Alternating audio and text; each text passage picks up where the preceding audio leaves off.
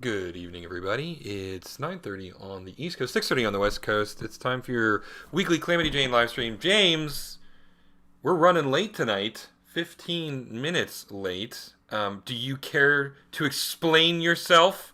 Yeah, well, apologies to the fives of viewers out there. Yeah, I was running into OS problems with my display tonight, and also with my cloud drive with my files. It was a combination of a whole bunch of hardware issues and driver issues, and I really don't want to get into the boring details if I can avoid it. Like why? I mean, we're not a tech show. We're not a tech support solving show. I've solved some of the issues, but yes, what happened was there was delays because of cloud and hardware and Well, driver. So well, a three-headed monster the, tonight. the trifecta, and Yes. every Yeah. operating system betrayed you. Yes. But I've done the Band-Aid fix and we're live. I mean, like we can't do a show without me able to use the pen to draw something, right? I That's mean, the rumor. so I did a Band-Aid fix. We're good, and I'll solve it offline, and we'll be good to go eventually. Well, aside from the insurmountable or nearly insurmountable technical difficulties, how are you doing otherwise? Well, I mean, as I take my drink, Yeah, yeah, a well-earned one by the looks of it. well, it's mainly just to kind of take the edge off here Oh, for just me. it's just apple juice, right? It's it's Yes, uh it is it's apple it's juice, apple juice on the rocks. very spicy apple juice.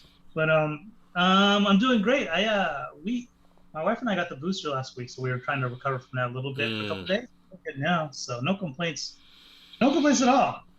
Just trucking along, and we're gonna work on a cartoon tonight and hang out and talk video games. I know, I have a feeling just based on our while I was cussing at my computer, we're Yeah. kind of talking about what you were cussing at.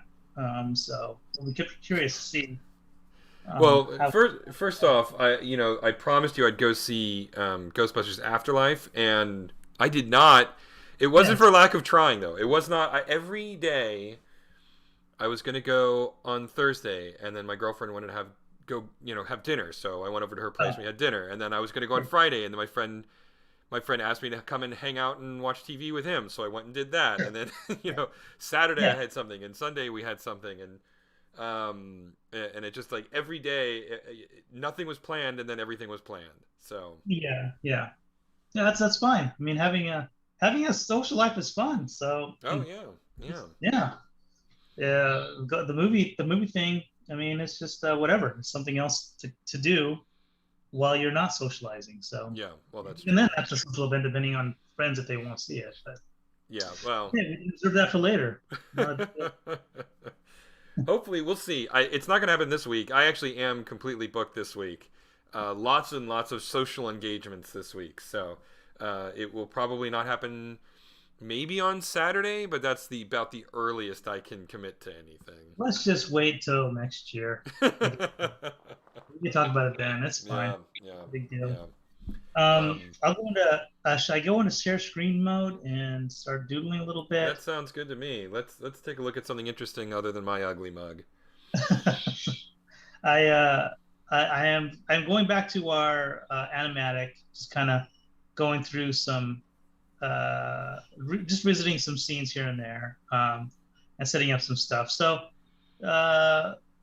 just to kind of give us some idea, we've been the past few weeks we've been kind of working in the prickly pear, and we did the logo for it last week. But now I'm going back to the saloon, and I'm going to work on some of the scenes here and start setting up more assets for animation. So this is not really a rough animation pass, but more of an asset pass of building up some poses to do animation. So I mean, those are pretty important things. mhm. Getting all the poses right is, I mean, it's a fundamentally important aspect of the process. So Yeah. So I don't think it's wasted at all.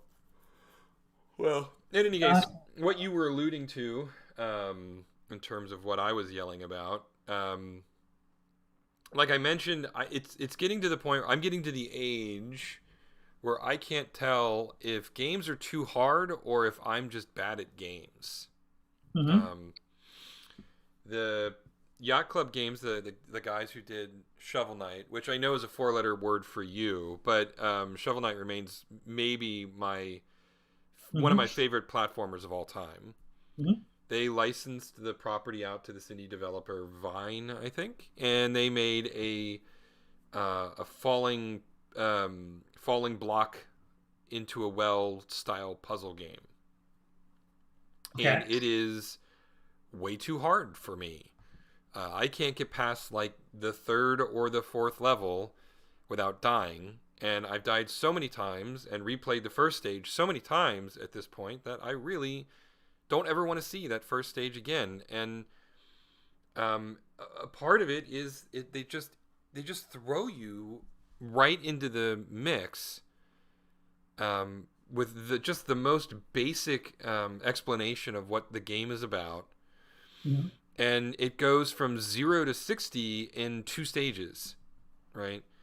And it just there's so much information for me to process. There's so much data for me to synthesize and understand that it's incredibly overwhelming. So wait, And when you say 0 to 60, you talking about the difficulty? Are you talking about the information overload, or what? What do you mean? both at the same time. Like, I mean, the information overload is instantaneous. It's 0 to 60 at the speed of light, but the difficulty ramps up incredibly quickly as well. So you're trying to understand all of this data, all of these systems. It is Mm-hmm. without a doubt the most complex well puzzle game I've ever played. Like Mm-hmm. you've got to deal with enemy HP, you've got to deal with what power-ups you have active, whether it's a passive power-up or one that you have to manually activate, what your Mm-hmm. gem multiplier is, how much HP you have versus how much HP your enemies have. Mm-hmm. Um, you've got to keep your Shovel Knight's position in the well um, in mind while you're also attacking enemies, and it's just really, really a lot of information to parse, and they do a very bad job of explaining it. Mm-hmm. And then on top of that, the game gets very difficult almost immediately. Mm-hmm. Mm-hmm. And I I think that this is just this trend of games dropping you into the deep end, Mm-hmm. and um, then expecting you to be great at it immediately, and then when you're not, basically, it's your fault for not being good. Try again Mm-hmm. is infuriating to me. And this is something that is kind of it's a trend, in particular in indie games, but also in AAA games as well, Mm-hmm. um, where they evoke or invoke Dark Souls and or roguelites. Like this is some sort of an excuse for bad game design. Or not bad necessarily, just lazy, right? Um, oh, it's fine that the game gets impossibly difficult right away because um uh um because it's a roguelike. You're supposed to die a lot, right? It's Mm-hmm. fine that you're losing a lot because the game is supposed to be hard because Dark Souls, right? you know. Because Dark Souls, right? I am. Um Yeah, I'm going to look up some footage. I'm just very curious as we're talking. yeah, put it As on mute though so we don't get yeah, yeah, that's yeah, the we don't plan. get dinged on the audio. Week, save $20. There we go. Yeah, So we like get yeah, we don't want to watch that anyway. Well, there you go. Free ad for Yeah. Google Okay. Fi and Target, I Yeah. guess. Right down the Um, rabbit hole here a little bit, but okay. We will play after. Yeah. Blah blah blah. Okay. Come on. Nice animation though. I like the animation a lot. hmm? Well, if Almost. Google can afford it. All right. So as you're saying, so it drops you down in this dungeon. It kind of, I mean, like the first thing I thought about was Dr. Mario or something. I don't know Sure. why. No, you're not wrong. I mean, I'd say it's more along the lines of like Puzzle Fighter, Mm, where or not necessarily Puzzle Fighter, but maybe columns or things that puzzle games like that, where the goal is to have a bunch of objects together connected either north, south, east, west, um, and then when you destroy one of them, it destroys the whole collection of them. So you're trying to chain items together or chain blocks together. And the way you beat a stage is by killing enough enemies to get enough gems to unlock a key, or to get a key to unlock a door to leave, right? But then you can collect these keys. This is why I'm saying it's so complicated, right? There's just, it's too much data to throw Yeah. at you right away. Okay. Yeah. So it's like, it's not like Tetris where you just play until you lose. You have to Okay. survive until you, and honestly, it's not clear to me. There's like a bar at the top of the screen with 3 treasure chests in the exit door, and it's Hmm. not clear to me whether it's collecting gems or killing enemies or some combination of both that advances it. Or see, you can see it on the top of the screen there, Yeah. right? Okay. Yeah. Um, and I guess it's killing enemies that advances, that's how you advance. But I'm not 100% clear on the matter. It didn't explain any of that to you in the intro, No, or the. no, it doesn't explain any of it in the intro. All it does is explain that you move around by doing up, down, left, and right, and that by like moving left or right into enemies you attack, and Mhm. that by attacking them they also attack back, and so you have to manage your HP, right? But and then keys will sometimes drop down, and you can collect the keys to open treasure chests or doors. There's multiple types of treasure chests, but you can save the keys because sometimes portals will show up, and you can go through these portals. And if you have 3 keys, you unlock a door that gives you one of the key fragments, and you need all of the key fragments to beat the game. I guess I don't know. They don't really explain it. And this is Well, all on top of the baseline mechanics of just removing pieces from the board. okay. Well, I mean, well, special thanks to Game Explain for Yeah, sending us some gameplay footage, even though we didn't. We're just kind of just borrowing just to understand. But shout out to them, I guess, if you want to watch gameplay yeah, footage. yeah. But that's yeah, it doesn't look very. It's I'm not a big. I wasn't a fan of the. Like again, yeah, yeah. I'm not a fan of the original anyway. So this is that. What this looks like to me though is yeah, like you're saying, it's a licensed version. It doesn't even have the same pixel animation that the original had. I mean, it's more they're manipulating assets and doing animation with pixel images. It's a very different type of animation altogether. Um, that's my 2 cents just by looking at it visually. It's not it doesn't have the same spirit in some ways. It has the same, it just borrowed the characters. Right. That's all it's really done. So I don't know. I don't know.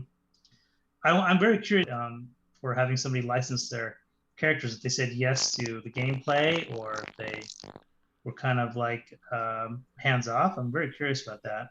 Um, Yeah, it's unclear to me how this works. They are There's another Shovel Knight game, which again is not like a mainline Shovel Knight product. It's another sort of variation on a theme.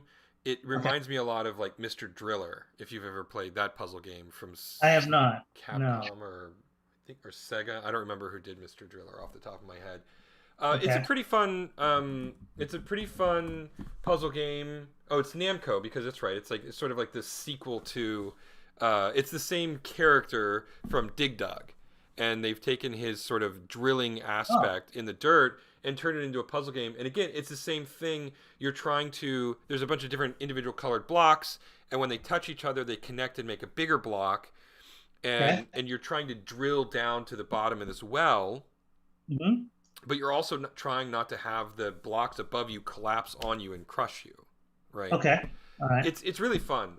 I actually really like Mr. Driller. I haven't played it in years, but I remember really enjoying it. Uh-huh. Um, but it's a very very simple mechanic though. There's not a lot of power ups. There's not a lot of extra artifice. Uh-huh. You have a bunch of blocks. When they connect together, they make bigger blocks. You can connect more and more blocks together to remove more and more blocks from the environment, but it also increases the risk of blocks falling down on top of you and crushing you. And your goal is to survive long enough to get to the bottom of the well, so to speak. Okay. That's it. That's the whole game, right there. Right. Okay. All right. I explained literally the entire mechanics of Mr. Driller to you in 2 sentences, whereas I still haven't even explained half of the mechanics of Pocket Dungeon. So, are you telling me that this game is an inspiration to Shovel Knight? Do you think, or do you think it's just it happens to be out there in space and they just do a better job with gameplay or something? I don't know. I'd be interested to talk to someone at either studio Yeah, to understand how something like this comes about, right? yeah, Did they have a game mechanic that they thought was particularly interesting, and they pitched it to Yacht Club Games, and Yacht Club was like, yeah, sure, we'll license Shovel Knight to you and we'll publish the project. hmm, Or did someone at Shovel Knight, or not Shovel Knight, someone at Yacht Club Games go, I have an idea for a puzzle game, and then like contracted the development of it out, right? yeah, So like, yeah. where is the origin point? I mean, it could go either direction. I mean, I've seen that happen in either direction, Mhm. but it's not totally clear to me Huh, in this case what came first, what the chicken and egg scenario is. huh. Yeah. Yeah. I mean, I wasn't like as soon as I saw the word the name Shovel Knight, I knew I was gonna buy it anyway. Yeah, well, yeah, sure, But sure, sure, sure. but now, based on what you told me, yeah, it's definitely. I mean, it was already at zero anyway, but now it's at a negative. Yeah, it's. I mean, I'm trying to give it another go because I did spend Yeah. about Yeah. $12 on it, but and Yeah. I'd like to Okay. get more than about an hour's worth of frustration for my $12. But Yeah. Yeah. You would like. Yeah. I mean, you could have you could have gone to go see Ghostbusters Afterlife with that amount of time that you just spent. Pretty much, I right? mean, yeah, kind of. I mean, if I had done it in chunks, right? If I had watched it in chunks, right? I've Oh, been playing it you like played on it. breaks over the course of the day, Oh, right? okay. I thought you tried to sit through it and play it for an hour and a half. No, no. Okay. Hmm. Well, on my side, I'm still playing Pokemon Unite. I played ranked. I don't know. It's fine. I mean, they introduced new characters. A new character, Serena, that got introduced. And some people are complaining about her being too OP, but whatever. Mm. My main is Venusaur and Snorlax, and I've been doing okay. I've been working through the ranks. But to get back to your other issue, if you're too old for games, when's the last time you played Smash Brothers? I always get you on this. I played Smash Brothers. My friend did a Smash night, and Yeah. we went over to his place, and I got my ass handed to me Well, yeah, okay. um, by a kid half my age who was actually a tournament player. Oh, Um, well, but at the same token, I did beat him a couple of mhm, times, but I was playing at the top of my skill level, yeah. the That's and absolute that top of my skill level. But I if you did beat him once or twice. if you could be a tournament player, if you could be a tournament player in Smash Brothers, you haven't lost anything really. Yeah. Oh my gosh, the fact that you even beat him in a round or something, that's insane. A tournament player? Yeah, he had literally the day before competed at a tournament at like MomoCon or AnimeCon. I don't remember. It's one of Yeah. the fan cons down here in Atlanta. I think I don't think it's your skills were eroded. I think you just don't like the gameplay, and you're trying to and you're looking inward to say, is it me? I don't think it's you. I think the Yeah, game's badly designed. So yeah, that's fair. That's fair. yeah. It's funny. I always go back to that because Smash Brothers to me that's a hard game. Like you gave me some tutorials on it. I played it. And I played through a little bit. But I treat it purely as a casual game now. I only play it with groups of friends or family, and I'm fine being ignorant of how to play it and then learning along with everybody else and having all the fun and the reveals of different characters show up. That's fun. So I try not to sink any time into like unlike Pokemon Unite where I was playing it for crazy amounts of time here and there in blocks. So yeah, but that game to me that's a pretty as the thing about Smash Brothers to me, and again I'm a lot far less XP points than you are in it.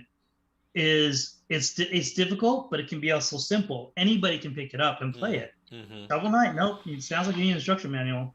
If Well, you're a new this player, game, yeah, Pocket Dungeon for sure.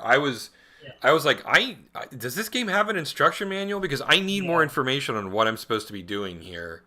yeah. And in Yeah. fact, like to try to just sort of start grasping some of the statistics management that you have to do, which is a weird sentence to say in a puzzle game. I actually just went, well, I'm just going to lose once just to Hmm. try to force the screen to do things and try to do like a process of elimination, you know? And so, like, Uh-huh. I don't know what any of this is. Okay, I'm going to attack an enemy. Oh, I see. It shows you what their HP is and what their special ability is, right? And Okay. okay, now I'm Yeah. going to do this, and what does this do, and what does this mean? And so I basically just played to lose a bunch of times so I could effectively reverse engineer what all the statistics that are on the screen at the same time are trying to tell you, right? Mhm.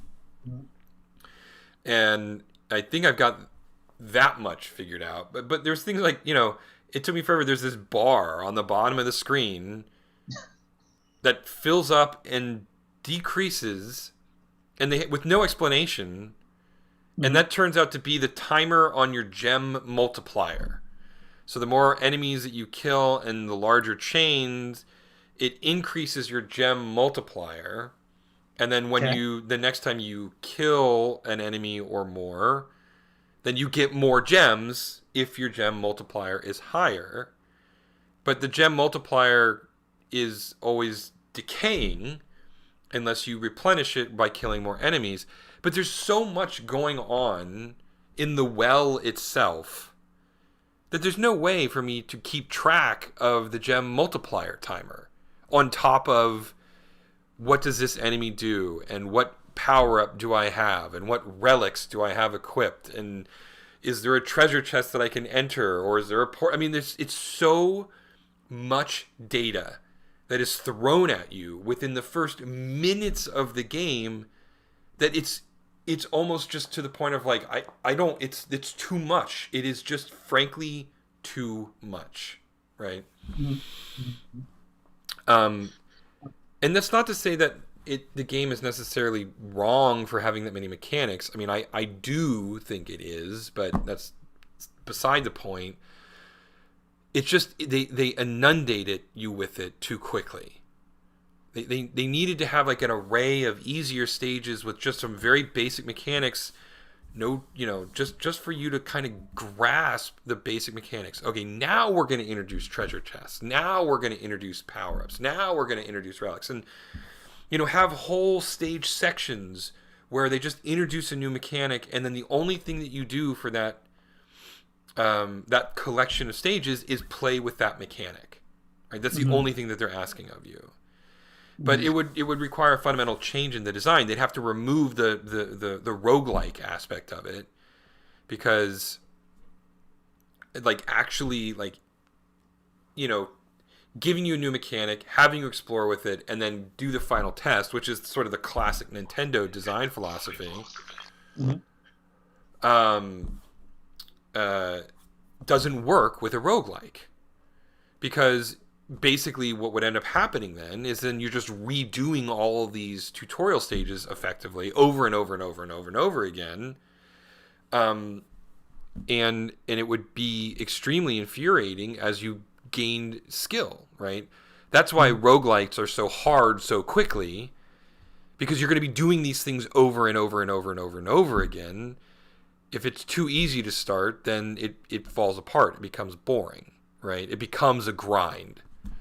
So one thing, and again, I don't play video games as much as I used to, but that's the first time I've seen a what you're saying a roguelike mixed in with a puzzle game. Sure.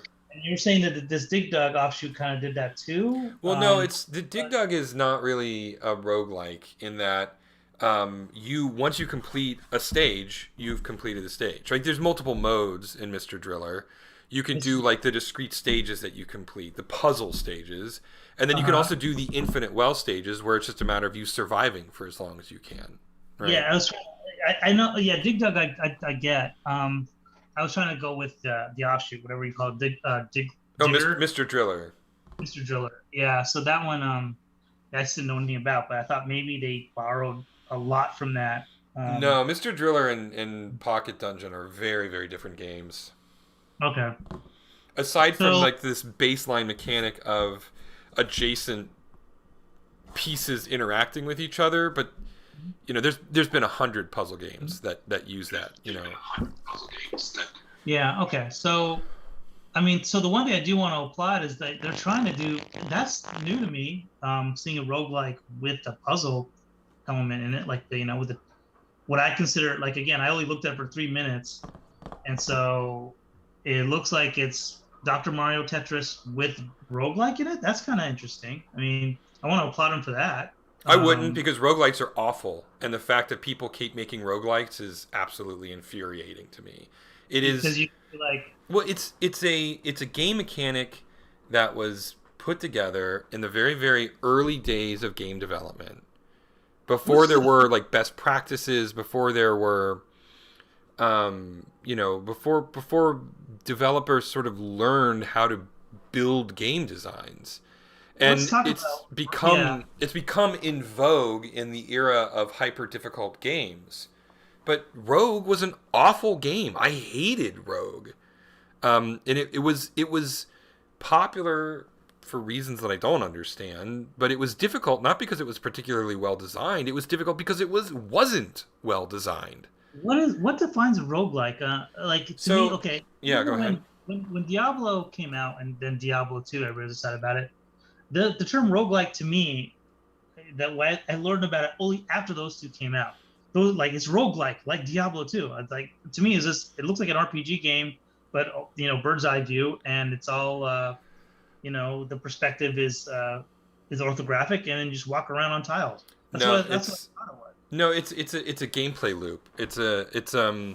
Basically the idea is that it's very hard. You're gonna die often and quickly, but you will acquire a little bit more that makes you a little bit more powerful. So the next time you attempt it, you'll be slightly more powerful. And you'll survive a little bit longer. And then you'll die, and you'll start over again. Right? Diablo and Diablo 2 are not roguelites at all. Okay. Yeah, all right. At all. Okay. Yeah, those are ISO RPGs, right? Okay. Clicker RPGs. So then to me, what you just told me, like, what's the difference between that and an RPG? If I go and play Dragon Warrior and I go and attack somebody and I get some XP points and I die, well, I'm better when I come back to life again, right? I mean, in like Dragon Quest, if you die without saving, then you lose all of that progress, and you have to redo all of it. There's no gain in a traditional RPG. You don't want to die. Yeah. Okay. In a roguelike, death is a part of the game mechanic. Okay, right? I see. So roguelike is actually trying to be kinder than a classic RPG, because an RPG go out, get killed by a gold slime in dungeon in a Dragon Warrior, and you're dead. But in a roguelike, if you were to go fight that same slime, wouldn't you get wouldn't you get something back from on your way to get that slime? And well, there's a couple of components though that are missing. In a traditional JRPG, the difficulty is going to be lower than in a roguelike, because if the difficulty was as high as in a roguelike, then it would be extremely frustrating to play something like that. So and additionally, the difficulty scale is more gradual in an RPG, right? Whereas in a roguelike, the difficulty is at maximum right from the start, because that's the whole point of it. Okay. And so the goal of an RPG is to sort of gradually become more powerful as the game also becomes more powerful. Whereas in a roguelike, the game starts at max difficulty, and it's your responsibility to slowly chip away at it to earn the right to play at that max difficulty. Additionally, an RPG, generally speaking, isn't random. I mean, you'll have Diablo has random dungeons, but there is a progression that occurs. Whereas in a roguelike, it's completely the original, it's completely random. The layout of the spaces, the distribution of enemies, when weapons show up, right? And so you could get this role where you get super lucky and everything falls into place and you make a huge amount of progress. But you could also get a role where everything works against you and you die immediately, right? So you have no control over that aspect of it. I'm trying to think if I've, with all the years I played games, maybe I've never played a roguelike then, I guess. That's interesting. I mean, I learned something different about gaming world where I'm trying to think what's a popular roguelike. You said Rogue. I never played Well, Rogue. yeah, Hades. If you played Hades, it takes the roguelike mechanic and integrates that with the Diablo style RPG system. See, and this is where that's what gets confusing to me. See, like people always, I always at least reading snippets online, it's always Diablo gets associated with roguelike, but you just told me it's not. No, in my opinion, Diablo is as far from a roguelike as you can get.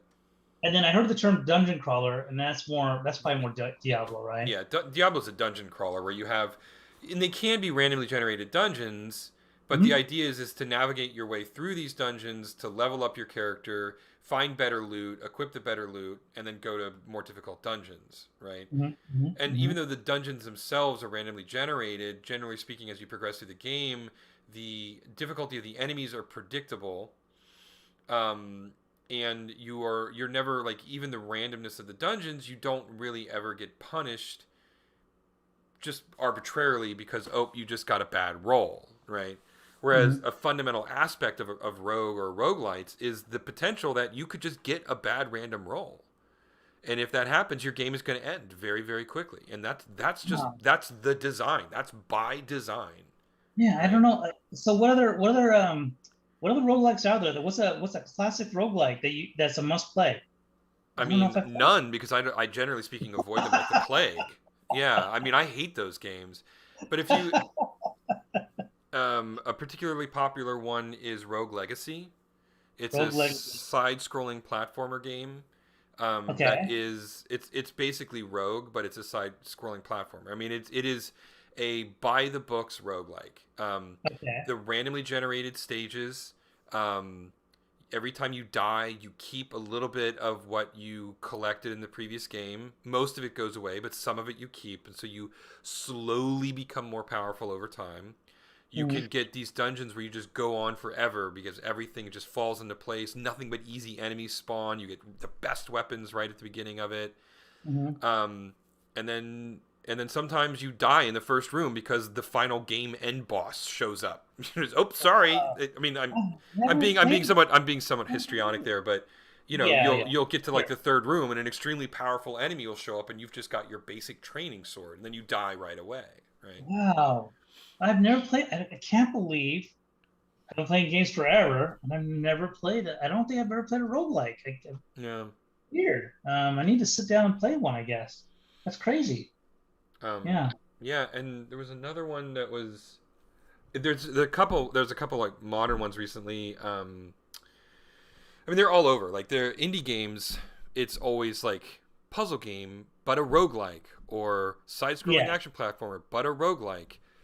Farming Yeah. sim, but a roguelike. Right? It's like one of the pits of despair that indie games have fallen into is that every single indie game has to have some sort of roguelike element to it. Huh. It's one of the reasons why I don't play indie games. Is because they're Huh. all roguelikes in some capacity. Um, Wow. Um. Yeah. It's just. and the AAA games are no different. There's a one that came out, and I don't remember what it's called. It's by Arcane Studios, the guys who did Dishonored. Uh-huh. And it's I don't remember the name of it right now, but basically it's a first-person shooter, Uh-huh. and your main character it's like Groundhog's Day. Every time they die, they get reset at the beginning of the game, and you try over again. Hmm. And Hmm. you keep a little bit of what you collected the first time and you try again, right? Hmm. um and so there's this element of randomness to it. You could just get a bad roll and you get really crappy weapons, and so you die very quickly and then you start again. And Hmm. sometimes you get like great weapons, and it's just a very, very in my opinion, overdone mechanic, uh that quite frankly started in an era where people didn't know better. Pure and simple. Hmm. And there's games that you can kind of go, well, it kind of draws from it. Like Dead Rising is an example Uh-huh. where as you play through it, you level up and your health and your strength get better, and then you die, and then you start the storyline over again, but you retain all of Yeah. your progress. But the thing about Dead Rising is it's not random, right? Everything is always in the same place every time. And so you can always count on the samurai sword being on top of the awning, which you can get to from jumping off of the second floor of the food, and then you start strategizing like how you want to actually handle things a little bit differently than you did the last time. Exactly. And so, Dead Rising I really liked because it took some of that element, but it left out all the randomness, so you could actually plan and you could actually make progress. But the larger issue that I have with roguelikes is, whereas a traditional RPG, going back to that comparison, the game gets more difficult as your mastery goes up, and that's the intent of the design flow. A roguelike or a roguelite, there are subtle distinctions between the two of them. The game starts at maximum difficulty level, basically. And it's your responsibility as a player to meet the game at its difficulty level rather than growing with the game, or the game growing with your skill mastery, right? And so what ends up happening is it's basically this sensation of beating your head against a wall for hours and hours and hours until you finally master what the game wants. But by that point, now you're a master at it, and there's no more challenge, right? So, okay, great, I'm a master. This game is super easy to me now. Now what? Like the whole game was just getting to that mastery point. Now you're at that mastery point. Well, the game has nothing left to offer you. Now it's just an opportunity for you to show off to yourself, I guess, that you've mastered it, right? Yeah. Yeah. I'm bummed that the game didn't pan out the way you're hoping for. And I'm also bummed that I've never played a really good roguelike, I guess, to help understand where you're coming from. Yeah. But again, you don't like any of the roguelikes, so no, I couldn't recommend a single one of them to you. I think that the entire design concept is broken on so many levels. I don't even know where to start. I find it to be punitive. I find it to be inverse of how you want to go through experiencing a game, right? Like, and this is always the thing, and it's an imperfect analogy, but like if you wanted to read a book from a French author, no one is requiring you to go learn French before you can read the book. Generally speaking, someone will localize it into the language that you natively speak, whereas in a game, any roguelike game, it's just like, nope, it's your fault for not being better, right? We're not going to teach you how to play this game. We're not going to help you grow and master it. Here is the game as it exists, and it's your responsibility to prove your worth to the game. And I'm like, but I bought the game. The game isn't in charge of me. This doesn't make any sense, Yeah. But well, I know we started late, but I think we actually went. Yeah, we're close to 40 minutes now. Yeah. So this is one of our longer streams. My simmering hatred for roguelikes and roguelites. Well, we can wrap up the stream tonight, but I mean, we definitely, I have games to discuss for next week. Maybe Mutant Year Zero. It's an older game. And then Pokemon Unite. Some of the characters I've been using. I mean, I can probably bring those up a little bit, and then we can talk MOBA. But you don't play MOBA, really, right? So. No, MOBA's another. It's not. I mean, MOBAs I don't have the same sort of design. Problem with. It's just that they're too competitive in the skill. It's not my style.